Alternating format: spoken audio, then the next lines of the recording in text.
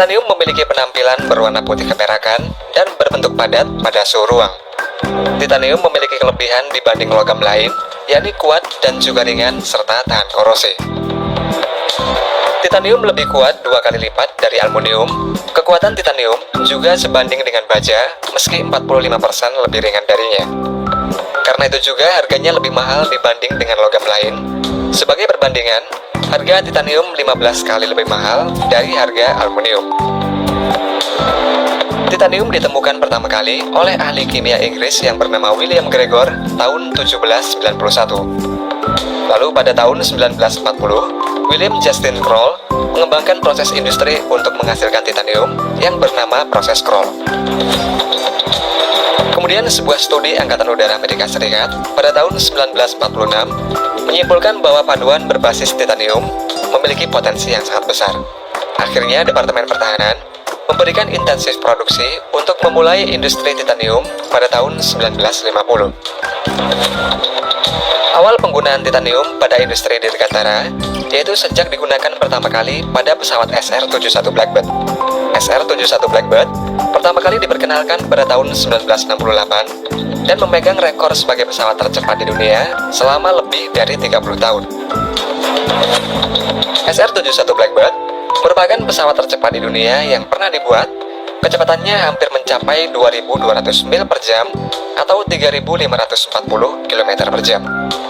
Selain cepat, pesawat Blackbird juga dapat terbang hingga ketinggian 24 km, dan agar dapat bertahan pada kecepatan tersebut, material pesawat harus menggunakan titanium.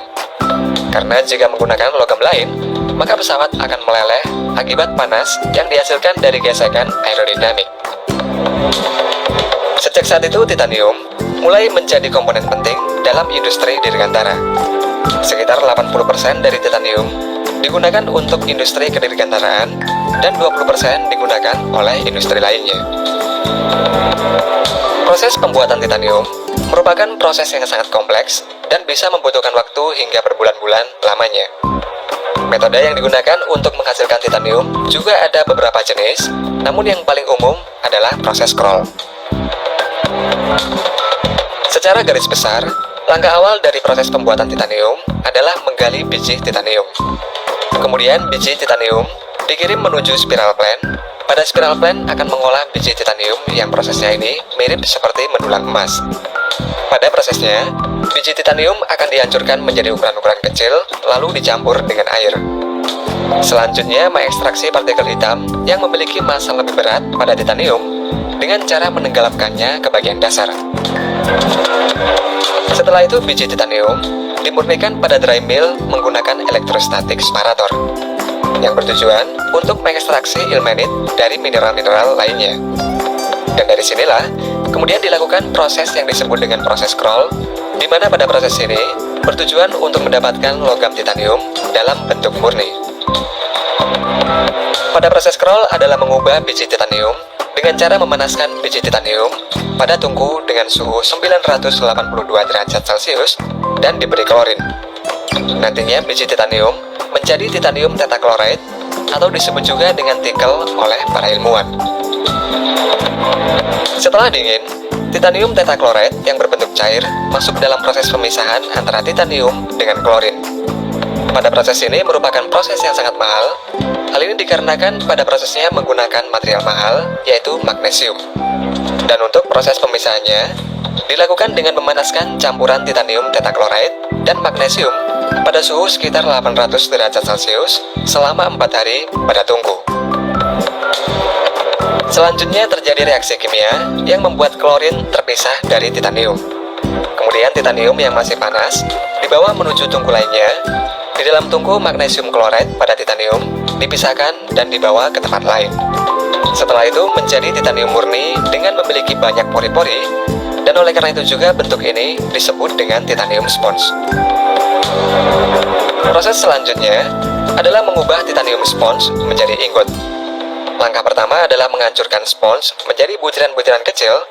Nantinya butiran spons ini akan diubah menjadi bentuk padat dengan cara menuangkan butiran spons ke dalam mesin press. Pada mesin press, butiran spons akan diberi tekanan sebesar 7.700 ton sehingga menjadi compact block. Setelah menjadi compact block, lalu dilas menjadi satu bagian yang berbentuk bulat panjang. Nantinya compact block akan dicampur dengan logam lain dan dimasukkan ke dalam vacuum arc remelting. Kemudian dipanaskan pada suhu 1700 derajat Celcius hingga menjadi titanium ingot. Proses peleburan ini juga banyak digunakan untuk memurnikan berbagai paduan seperti baja tahan karat hingga paduan berbasis nikel. Selanjutnya, agar titanium bisa digunakan untuk keperluan industri adalah mengubah bentuknya. Titanium akan dipanaskan lagi, kemudian dibawa ke mesin press, lalu dibawa menuju ke mesin hot rolling. Pada mesin hot rolling, ingot akan diubah bentuknya menjadi bentuk-bentuk lembaran yang kemudian digulung.